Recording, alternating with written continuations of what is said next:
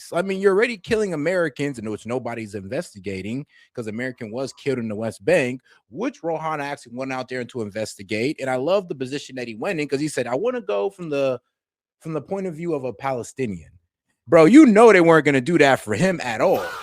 It was like, dog, I'm sorry, but if we treat you like a Palestinian, we're going to have to commit war crimes against you. And then we're going to have to take you into a house and blow it up. And then we're going to say that Hamas was with you. So, yeah, you don't want to be treated like a Palestinian, bro. To happen anywhere else in the world, it would be a massive international incident. The battle between Musk and Ro Khanna is because Ro said Elon Musk is a trillionaire and I want to take his money away from him and give it to other people. Are you sad that Senator Lindsey Graham has died? No, I'm not sad. I'm not celebrating it either. He argued for wars, including this Iran war that outlives him. He never met a Middle East country he didn't want to invade. You've had amazing reviews for the book, Donald Trump, who over the weekend posted on Truth Social the book was a joke. 90% of his contents were fake news. I remember back in 2019, I did a story that he really didn't like. They said to me, the president has a message he wanted me to pass on to you. And I said, oh, what's that? I said, he wants you to know that you're a piece of shit. On Friday night, Senator Lindsey Graham was speaking to Ukraine's President Zelensky in Kyiv and talking up the tough new US sanctions on Russia. The following night, he died suddenly in Washington, D.C. If nothing else, it's a moment to reflect on the... And that's the suspicious part. Is that, supporter of the Ukraine war, pretty much love putting money into killing Russians. And he goes over there and shows his support for, your guy Zelensky. The problem is, though, when he comes back after showing such vociferous support for, Zelensky's war with Ukraine, here's the thing. He just dies. He comes back, heart attack, dies. And here's the thing. Lindsey Graham, if you ever seen him in action, I mean, bro sounds youthful. I mean, he doesn't sound like he's 71. I mean, bro be moving all over the place. He be like moving his hands and all that. He sounds very happy, especially when he's talking about bombing people. I mean, he sounds the happiest when he's talking about killing and bombing people. So if you know Lindsey Graham, this is a bit sus. I mean, you would thought the demonic energy that was pumping through his blood would keep him alive forever, but I guess not. Fragility of life and to pay respect to a giant of US politics. But that's just not how it goes anymore. Social media and later the airwaves were quickly filled with outrageous, gleeful commentary about his untimely death, proving once again that there are no taboos left. The same thing is happening in the UK, where shocking news broke on Friday that legendary conservative... You know what? Before we get into the serious conversation, let's joke about Lindsey Graham for a little bit. Lindsey Graham died. And I know some of you are like, who was she? Lindsey was a senator for Israel and occasionally hung out in South Carolina. He was known for laughing like a schoolgirl while also supporting bombing them. I know some people are going to be like, wow, making jokes about the dead? No, I'm not going to mock him because I support LGBTQ. I love my gay friends and family, but Lindsey was a special kind of gay. He was gay for Israel, you know? He was a man who liked a package, you know what I mean? He was Mossad's ladybug. He's the only queer person I knew of who supported carpet bombing Iran. I called him the gay of Hormuz. Ironically, he didn't support gay marriage, which just means he was a playa. He was senator for 23 years, which apparently is God's term limit, and his age setting on Grindr. Oh. I hope I don't go to hell for these jokes. Whoa. Because I don't want to meet him. Lindsey Graham died before Mitch McConnell. That's not funny. I lost $500 on Kalshi. It was basically a race between the two, the tortoise and the bear. I actually found out that Lindsey died because I was on the phone with Mitch McConnell earlier, and he was like, I was like, Mitch, speak in Morse code. He's like, and then we called Lindsey on three-way, and he's like, three-way? I love that more than I love Israel. First Plattner and then Lindsey. It was a bad week for the graham crackers. Oh, do you think God hates that joke, or does he want schmore? Sorry, call the grammar police. It doesn't make sense that he suddenly died. He didn't have a terminal illness. He didn't recently meet with J.D. Vance. He was 71, but appeared youthful and energetic, like most older gay men who are just cruising. And then he suddenly fell ill after a trip to Ukraine, where he was signing aggressive sanctions for Russia. But no one in Russia is known for poisoning anyone. Oh, you really think poison was put in his drink? Ooh, Moscow Mule, my favorite. Let's be honest, he was a war criminal. That's why he got cardiac arrested. I'm aware these jokes are bad. I say he supported war crimes. And a fan replied, "This is so wrong. I had a ticket purchased for your show, and now I'm not coming." Man, just like South Carolina, now there's another empty seat. I don't normally make this many jokes about the dead, but I know posting this is gonna make a lot of people happy on IG. So I guess you could say this one's for the gram.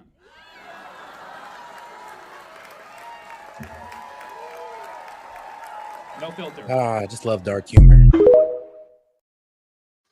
Oh man, you gotta love dark humor a little bit. Well, honestly, I just love comedy altogether. But all right, guys, let's go ahead and get right back into our guy Piers Morgan. Make sure to double tap that screen and like the video, guys. And if you have any questions, comments, jokes, or disagreements, feel free to super chat it in, guys. I'll be happy to read it out loud and engage with it, or you can send in a Venmo. All right, let's get back to it. MP Anne Widdecombe had been murdered at the age of 78. In both cases, there are tasteless jokes, bitter celebrations, and wild conspiracy theories. In both cases, people have every right to feel and say whatever they like. And I have every right to feel and say that they are deplorable and classless.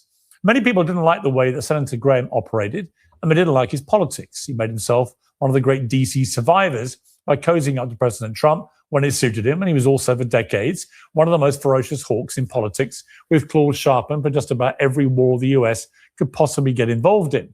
Most recently, he was one of the... Remember, Lindsey Graham was a never Trumper. Let's not forget that. The man did not like Trump, and he didn't get behind Trump until Trump was like, oh, so like supportive of Israel. Like, trust me, when Trump like pretty much established the Golden Heights for Israel, Lindsey Graham was like, yep, you're my favorite president now. I'll love you forever, and I'll ever cherish you. I'll even drink your bathwater, Mr. President, as long as you just keep on striving for Israel. Like, bruh. But yeah, it's pretty much the reason why, because Trump started supporting Israel and started doing more for Israel, so we just started getting behind Trump. I mean, same thing with Mark Levin and Ben Shapiro, all the same. Loudest cheerleaders for the disastrous Iran war, which is now raging all over again, as we will discuss. There's a time and a place to debate his ideas and his legacy, and there's a respectful way of doing so. Celebrating his death is not that. And I said exactly the same thing when President Trump jumped on the graves of Robert Mueller and Rob Reiner. When tragedy strikes, remember the words you probably... Hey, yo, shout out my man Siri coming in again with a clutch for 30 joules. Appreciate the support, my friend. Have to make sure I catch that one. You were taught when you were 4 years old. Guys, we got over about 300 of y'all in here, man. Do me a favor and double tap that screen and like the video, guys. Let's try to get to 100 likes. You can help me out by double tapping that screen and liking the video. And like I said, any question, comment, jokes, or disagreements, feel free to super chat it in. All right, let's let the video roll. Oh, if you've got nothing nice to say, well, just shut up. Well, Mehdi Hasan and Hogan Gidley are standing by, but we begin with a man who's made a lot of headlines this weekend, Democratic Congressman for California, Ro Khanna. Congressman Khanna, welcome to Uncensored again. You hit the news because you were detained, you said, in the West Bank in Israel for 90 minutes by armed Israeli settlers during a visit there last week. You posted on X, Israeli settlers brandishing American-made M4s detained me and other Americans on my trip to Palestine. When the IDF arrived, they sided with the settlers and continued our detention. They made a huge mistake. Now, you were visiting a small Palestinian village that was abandoned after escalating attacks from settlers and then demolished. You were eventually allowed to continue your... You know, the worst thing about these settlers are, like I said, they've killed Americans, they break international law, and you know they're supported by Zionists. Yeah, they're literally supported by churches in America that send their money out there so these settlers can pretty much take land from Palestinians. Yes, we have churches in America that are supporting that, sending money to it right now. Journey, but this has created a huge firestorm, obviously. A spokesman for the Israeli military said it received a report of Israeli civilians unlawfully blocking the vehicles of foreign nationals and members of the news media near the village. Troops were dispatched to reopen the road. The spokesman said the military disputed its soldiers had participated in blocking the exit and said the identity of the armed civilian was being reviewed. And when Benjamin Netanyahu was asked about this, he said this. We're a country of laws, and people who break the law, we take them to court.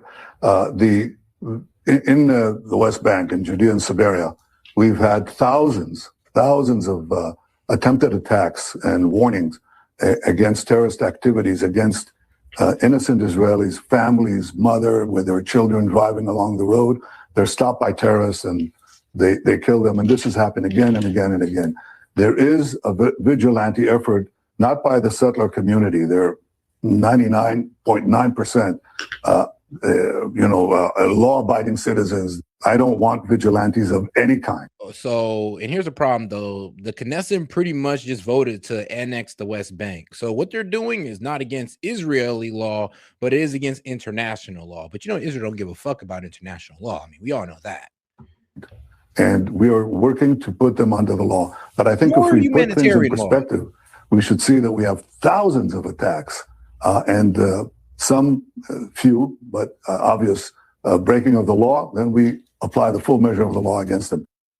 Now, what's interesting about this is that Haaretz, which is one of the big newspapers over there, wrote an editorial on the incident in which it was entitled, Ro Khanna got the VIP version of what West Bank Palestinians face every day. Yep. And certainly there have been myriad reports of appalling behavior by Israeli settlers against Palestinians, very aggressive expansion of settlements, and repeated evidence in these reports of the IDF siding with the settlers, even when they appear to be committing crimes. And the worst thing about this is that, bro, this type of mindset is literally taught to Israelis since they were kids. Like in their textbooks, they're literally taught to hate Arabs, Palestinians, Muslims. They're literally taught to hate them and to live in fear of them as if they're all just going to attack them one day and destroy them. That's literally what they're taught. That's why a lot of Israelis have this attitude. And that's why a lot of Israelis are okay with what's going on in Gaza. They're okay with the Palestinian rapes that are going on in their prisons. It's all okay because they were taught not to see them as human. The problem is, as an American, I don't know how the hell you could think like that because you weren't raised under those values. No school has ever taught you that. And any school that's teaching that now, but we need to lock them niggas up. But it's kind of crazy how Americans have adopted that thinking. You could tell how much they fed into Israeli propaganda, because I can't really blame the Israelis because, bro, they were opening that up in their textbook since they were kids. Dude, you just hopped online in one day and got into this type of mindset. Like, are you serious? And your school never taught you to think like this, but the internet did. It kind of shows you how dangerous the internet can be. Haaretz is not wrong here by categorizing this as being you as an American over there, obviously encountering what Palestinians get all the time. So a long-winded intro. My apologies for that. But Ro Khanna, your response in particular to what? Yeah, this is what Palestinians get all the time, a kick in their ass off their own land. I mean, it's been happening since the 1930s, but, and that's kind of what started the whole little conflict with Palestinians and Jews. But, nobody want to talk about that.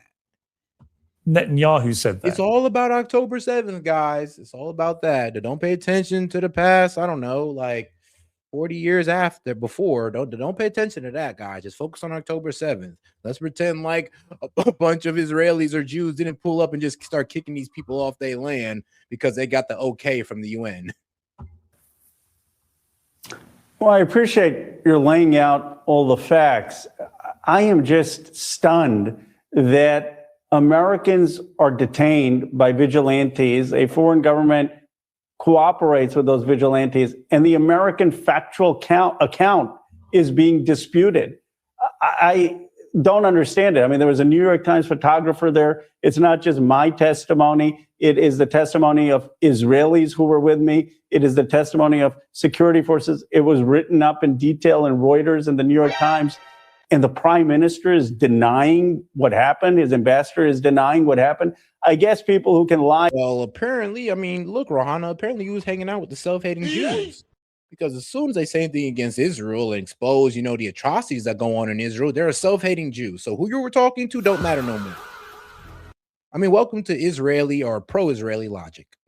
About a genocide, feel licensed to lie even about the illegal detention and threatening of American citizens. But what is outrageous is if this happened anywhere else in the world, it would be a massive international incident, and it would require the government to immediately arrest the people who did this and to investigate the soldiers who did this. A lot of your critics, as you know, because they've come racing out to criticize you, the Israeli ambassador to the US, Dr. Michael Leiter, said you mischaracterized it. He accused you of visiting the West Bank as a political stunt to distract from your past support of Graham Plattner, the former main U.S. Senate candidate accused of... Nah, that's the craziest deflection. You're only here trying to get at Israel because of Graham Plattner. Like, bro, grandpa ain't got nothing to do with Ro Khanna keeping his seat, him running for president, nothing. Like, look, he made a bad judgment call, and that's that. That has nothing to do with his escapades in Israel. Like, let's be real here. Sexual assault, and to promote your own presidential run for the White House in 2028. What do you say to that? Well, he didn't describe any of my 3 previous visits to Israel as political stunts. What bothers them is that I said I wanted to have a Palestinian-led tour through the West Bank. And I informed the Israeli government that I was going. Obviously, I got through the airport. They helped me get back home. But what bothers them is that I said I was going to visit Palestine from a Palestinian perspective. And it's not just about me. They don't want other American politicians to do that. Just today, Piers, there was body camera footage released about this whole incident, which shows that the IDFs were siding with the settlers. And so the ambassador is on national television just lying. Now, their hope is that America just moves on and they can obfuscate the facts, but they're really risking the anger. Let's be real. They're going to move on from this because, bro, Americans didn't even get outraged that an American was killed by these settlers in the West Bank. Nobody cares. And I mean, you probably don't even know the guy's name, but he was an American and he got killed in the West Bank while visiting his family. And he could have made it, but the settlers were pretty much blocking the ambulance and not letting him through. So he died, most likely a painful death. Of a lot of people in America, because this was how they treated American passport holders. And what is extraordinary is it comes against a backdrop of Israel getting more and more unpopular globally, but especially in the United States, with nearly 2/3 of US adults now having a negative view of Israel, which is significantly up year on year. I've repeatedly called out members of the Israeli government like Smotrich and Ben-Gvir in particular, whose rhetoric and actions, and in particular actually involving the aggressive expansion of settlements on the West Bank and the IDF complicity in that, these guys, they don't seem to care about how unpopular they make Israel if they can have license. I mean, why would they care when they have unlimited support? Like, let's just keep it 100 here. Why would they care if they have unlimited support? I mean, who cares what the F we talking about? Long as those senators vote the same and they continue to support Israel no matter what. I mean, who cares what the American people say? Bro, they're trying to fuse our military, so it's F what the people say and F how we feel about Israel. No matter how bad we feel about them as an ally, they're just going to be a part of us no matter what. And that's what the government is trying to push. So why do they care what they say when they already see that there's no way they can lose our support because of the Zionists in our government? To achieve their bigger plan, which appears to be expelling all the Palestinians out of Gaza, out of the West Bank, getting rid of maybe up to 1 million people out of southern Lebanon as well now, that they have a grand plan here. Over 1 million. And they don't really care about global opprobrium for it.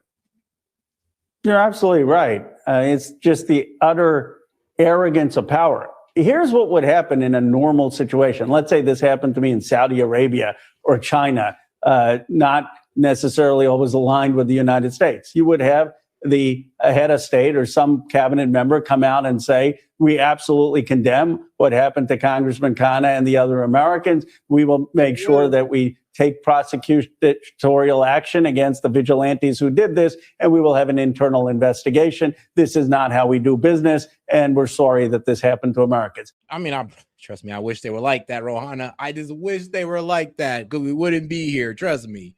And then, like I said, it's like, dog, they was able to dismiss they're going to be able to dismiss what happened to him when we've had whole American citizens die over there and nobody's covered it. Nobody's pushing for accountability or nothing. And if they did that, it would be a one-day story. But the fact that they are calling into question my credibility, calling into credibility the New York Times photographer, the New York Times journalist, the Israeli citizens who were testifying to this, denying that there was anything wrong. It just shows how arrogant they are to deny things that people are seeing with their own eyes on video. What do you make as a high-profile American politician of some of the more vicious commentary about the death of Lindsey Graham, who, I had a lot of issues with some of his stances, not least on the war in Iran, for example, and other wars. He was big on war. But I interviewed him a number of times. I once interviewed him with John McCain and Joe Lieberman, the three amigos, all together, actually. I went down to the Senate and did them there for CNN. It was an amazing experience. And he also did a lot of bipartisan work, crossing the aisle and making things happen with Democrats. So there was a lot of good in him, as well as things I didn't agree with. But this place we've got to as a society, and we're seeing the same here in the UK after the death of Anne Widdecombe, a famous Conservative member of Parliament here, the glee that some people seem to want to express in the immediate aftermath of a human being's death. And we've seen it, as I said in the intro, from Donald Trump towards people like Rob Reiner and Robert Mueller and people like this. I don't like that either. What do you feel about this? What should we do about this as a society? I actually agreed with your monologue, your introduction, that if you don't have something nice to say about someone who has passed, you can keep your mouth shut at that time. I mean, look, Lindsey Graham and I had very different views on foreign policy, but he's someone who wore the nation's uniform. He served guys, we got over 100 likes. Oh yeah, make sure you guys subscribe as well. Appreciate all you guys who liked the video. So celebrate those 100 likes.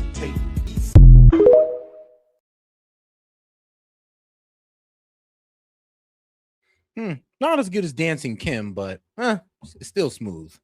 The Air Force, he questioned his own party on immigration, saying that there should be a path to citizenship. He would engage in debate. And it's not just being uncivil. It shows that in our country, we're no longer to see the humanity in any way of people who have any different view, that we are so wedded that we have a monopoly on the truth. The essence of liberalism is to have a humility that you may not have the whole truth, that in a country of 330 million, maybe you should have some sense of listening to other people and having debate. And so there's something really wrong with our political culture that we can't have a decency when someone passes away who we strongly disagree with. You had a run-in also with Elon Musk. He threatened to sue you after you accused him of possibly sentencing 4.5 million children to death with the cuts to the US Agency for International Development. You said in a podcast last month, they're celebrating that he created 4,500 millionaires, but they don't talk about the 4.5 million children around the world who he possibly sentenced to death by dismantling USAID. Goddamn, bro. He said, he may have created over 4,000 millionaires, well, 4,400 millionaires, but due to them those cuts, he probably done, killed like 4 million children. I'm like, God damn, bro. And here's the thing, though. I can't really sit there and blame it all on Elon because, he did send out, guys, give me some results. Tell me what you're doing. And a lot of these guys were, I guess, too stuck up to go ahead and send Elon a report on, this is what we're doing. This is how we're using the money. This is why you should keep us funded. Instead, they just expected him to keep it funded, and he didn't. Remember, Elon, I'm gonna have to give him this argument. He literally said, I tapped in with you guys. I asked you guys to send me what in God's name are you doing? And if not, we'll just cut off funding. And for some reason, they didn't want to send him what they were doing. So funding got cut. And that is crazy because, people like the money we were sending for food for other countries and medicine and all that good stuff is like, well, isn't that kind of on the employees who are working there to make sure and send that report so they don't get their funding taken away? That's helping all these kids instead of being petty and with Doge. Like, come on now. But hey, still though, I think Elon, and just to be fair, Elon should have did deeper investigation himself before making these cuts. Responded by calling you a liar and a robber, while also accusing you of insider stock trading. Time to sue this liar, Musk wrote. You responded to that by pointing to a 2025 study that determined that without access to USAID resources and funding, 14 million people in lower middle income countries could die by 2030, including more than 4.5 million children under the age of 5. You also said, Elon, I thought you were a free speech guy. Why not debate me on these issues instead of threatening lawfare? Has he actually gone through with suing you or not? He hasn't. I was a bit surprised. You become a trillionaire, the richest person in the world, and you're obsessing about a statement I made. And it obviously got under his skin because the cuts that he did to Doge had real world consequences. And I cited 2 academic studies, the Lancet study and Adil Gawande study, saying that when he cut food and medicine from some of the poorest people, that potentially could have led to deaths. And it's surprising to me that he threatened a lawsuit because, he claims he's all for free speech. But I'm happy to debate him or the ideas on their merit, and I wish he would do that. Just finally, there's, as we've been talking, a post from Donald Trump on his Truth Social platform saying the Hormuz Strait is. The funny thing is, I've heard Elon defend this before. Like, people were pretty much criticizing Elon about this before Ro Khanna. And the problem is Elon already answered the question. He's like, yo, look, I sent out emails. I told him to look, tell me what you're doing. Go ahead and respond back. And if you don't, your cutting is getting cut. They didn't respond back, and some of their funding got cut. I mean, I really don't know what to tell these guys sometimes. Sometimes I think the protests against Donald Trump go a little bit too far. Open and will remain open with or without Iran. We are reinstating the Iranian blockade, so named because it's only stopping Iran ships or customers from entering or leaving. All other countries will have fair and open use of the Strait. The USA will be, from this point forward, known as the guardian of the Hormuz Strait. But as such, in the matter of fairness, we will be reimbursed at the rate of 20% on all cargo shipped for any and all costs necessary to do the job of providing safety and security to this very volatile section of the world. The process of formation will begin immediately. There's a very competing narrative here because the Iranians appear to be exercising control over the Strait and appear to have shut it down again. Donald Trump is adamant that it is open and will remain open, but just in the way that the Iranians are charging a toll and want to have a toll process for ships going through there safely with their backing, Trump is now saying he wants 20% of all value of all cargo shipped to provide security for ships going through. Does any of this make sense to you? Pierre, the greatest tragedy with Donald Trump is he didn't listen to Winston Churchill's basic advice that to be a statesperson, you had to read history. And had Donald Trump read any history about what happened with Mossadegh and the overthrow of Mossadegh in 1953, because Mossadegh wanted to nationalize Iranian oil, and how the cardinal sin of the overthrow of Mossadegh has destabilized the region, he would never make a statement that the United States somehow wants to take over the Strait of Hormuz and engage in a kind of gunboat diplomacy. He would instead be working with the international community. I mean, here's the problem. Most of these people who feel like, oh, they've been a threat for 47 years, we should just nuke them, they don't know the history. They don't know why Iran says, they don't even know why Iran says death to America. They literally think it's because they want to kill us all, when no, they're really speaking to our government.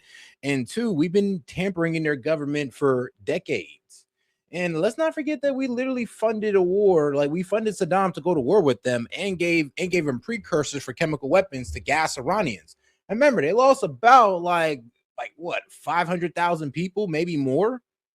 And you don't think they you thought they forgot about that? You thought it was, it's all good now? Like, no, they held, trust me, they got that beef still. Actually, a lot of the IRGC commanders are veterans from that time. So trust me, they did not let that shit go. Who the heck is that?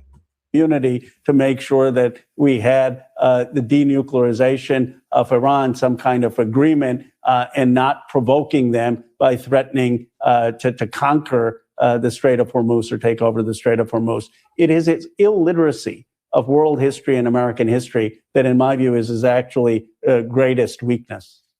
Finally, on Sunday, you said you regretted endorsing the former Maine Senate candidate, Graham Plattner, who's now dropped out of a Senate race after an ex-girlfriend came forward and alleged he sexually assaulted her.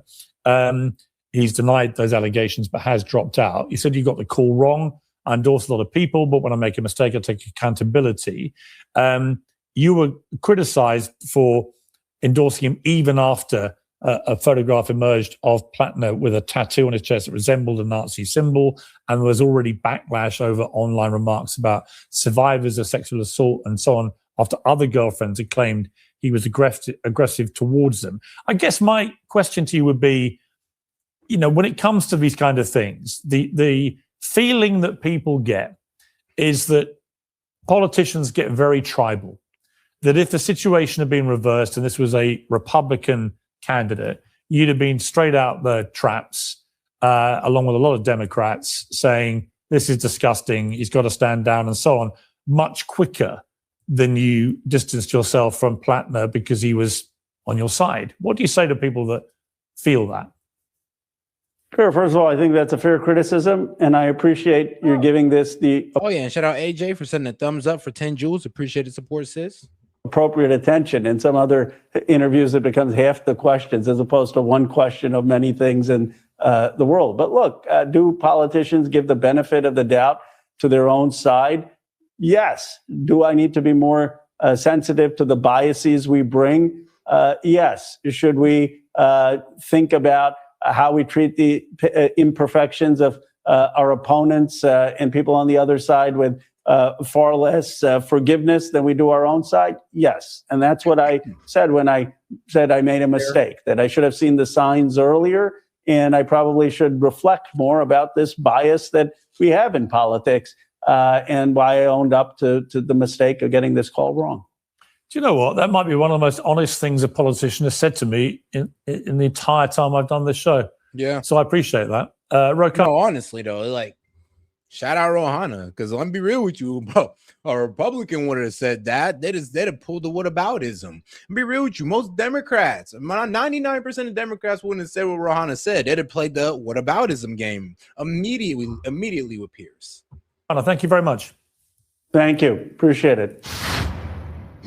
Summer is almost upon us, and if you're not completely satisfied with your beach body, my condolences, that must be hard for you. It's not just because you're watching retain muscle and recover from injury that I sent you. Well, joining me now to debate all this is Mehdi Hasan, founder of Zeteo, and Hogan Gidley, the former White House Deputy Press Secretary. Mehdi, that was quite something. To hear a politician just say, yeah, I was biased, I was partisan, my thinking about this, my judgment.